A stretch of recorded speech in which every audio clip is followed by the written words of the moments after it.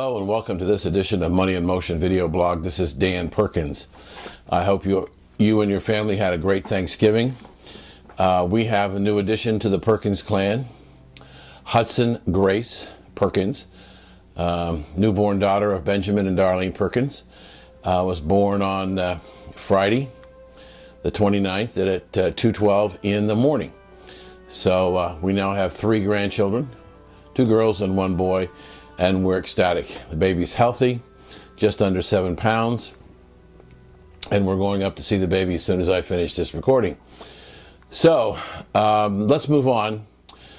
In my last video blog, I said to you there are 3 keys that you need to watch. 1 is the price of oil, 2 is the price of gold, and 3 is long-term interest rates. Now, since I told you to watch those 3 keys, the markets have gone on to set new highs. However, oil has come down substantially. Gold has collapsed to around 240, and 30-year treasuries around 3.8%. My guess is that the economy is weakening, and the markets, especially the inflation-sensitive markets, the gold and the oil markets, are telling us that the economy is not going to significantly change in its growth rate from minimal probably through the end of 2014, if not longer. So I want you to continue to watch those. If you see movement upwards in oil, gold, and interest rates, you could expect to see the stock markets start to decline. I don't think that's going to happen between now and year end. We may trade in a very narrow range and setting token new highs on occasion. But any real significant upside movement, I don't see that happening. Excuse me.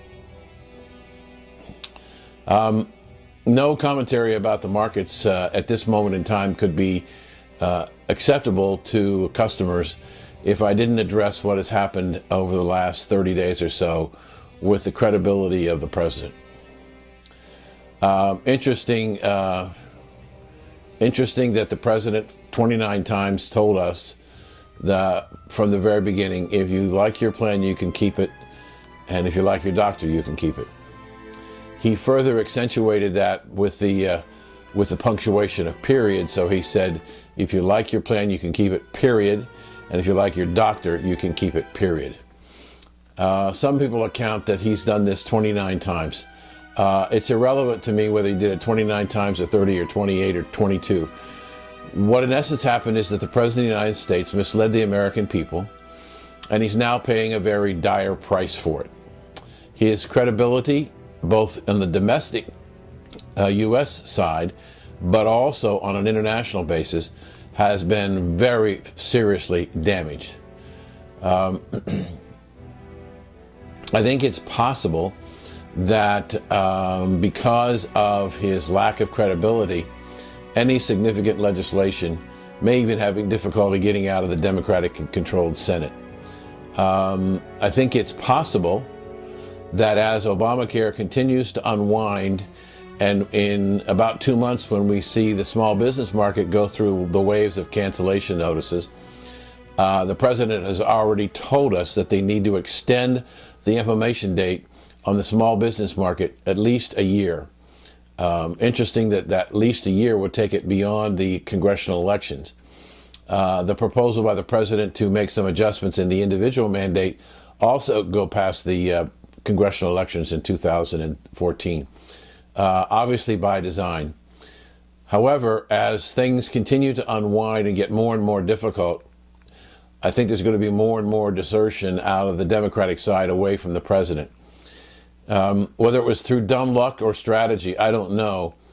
But everybody in the Congress or the Senate who's running for re-election on the Republican side and was an incumbent when Obamacare was originally brought to pass, those people are clean of any vote in favor of Obamacare. The Democratic side, on the other side, voted 100% in favor of Obamacare. So they are clearly vulnerable. And as a result, there could be a significant shift not only in the Senate, but a greater majority in the House. Now, I'm reaching out here a little bit in the future to tell you what I think is likely to happen.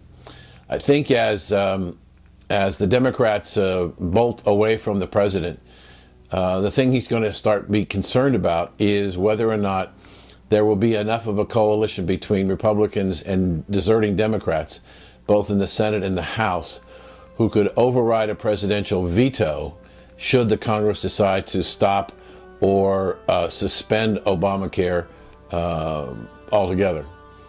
I think there's a possibility that sometime in 2014, that vote may well be taken, and probably much closer to the election than the beginning of the year. So what you have is a setup here as to whether or not the Republican-controlled House can muster the 2/3 votes necessary, and the Senate, which is currently controlled by the Democrats, can get a 2/3 majority to override a presidential veto to basically do away with the president's legacy, Obamacare.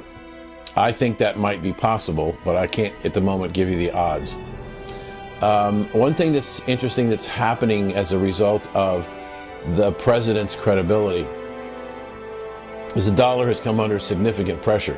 While we've had a modest rise in interest rates and a good decline in oil prices and a collapse in gold, strangely enough, people seem to be thinking that the U.S. dollar isn't as strong as it's going to be. Now, you all know that in the last budget crisis and debt ceiling, they've simply kicked the can down the road. But now we're in a totally different situation. The president does not have the support of the American people for virtually anything he wants to do in a significant majority.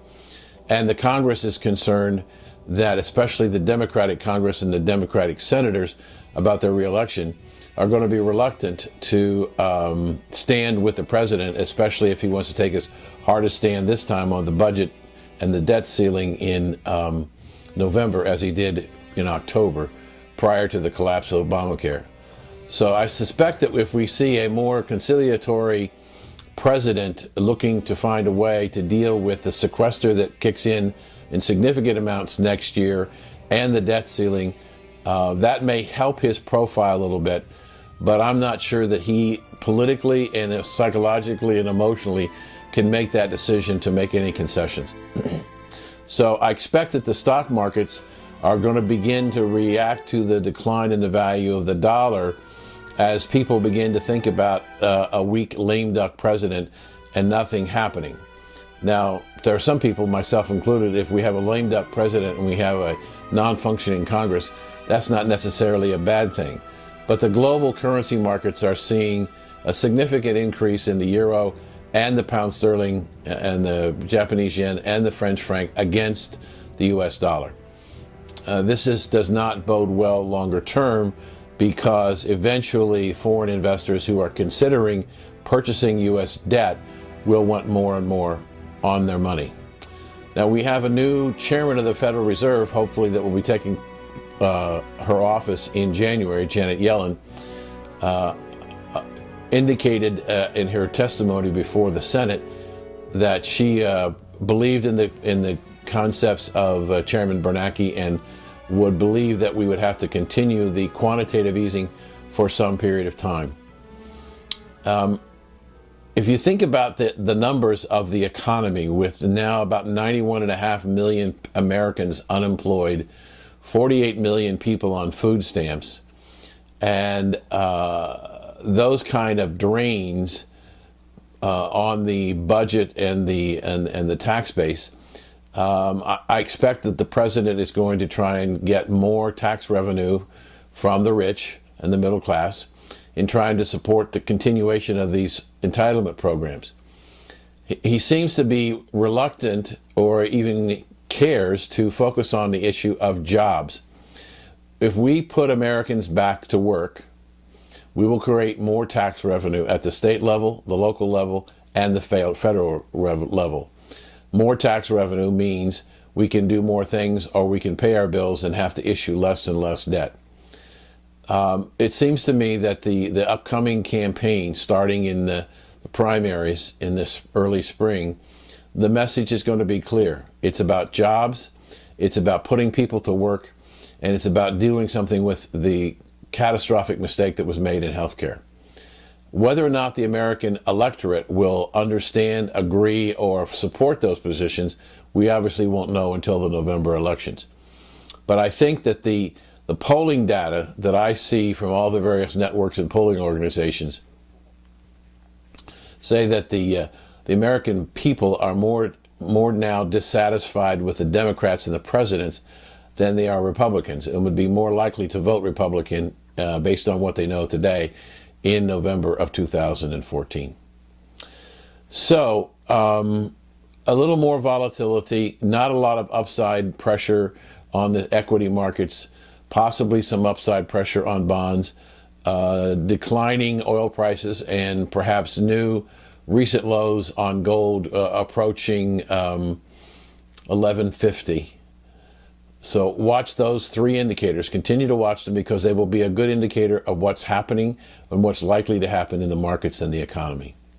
Long session today, but in reality there wasn't much going on that needed to be reported or talked about other than the president's meltdown, and I figured we needed to have something a little more substantial than just that. So if you have questions, please feel free to give me a call, send me an email, and I'd be happy to answer them. Thanks for listening. This is Dan Perkins.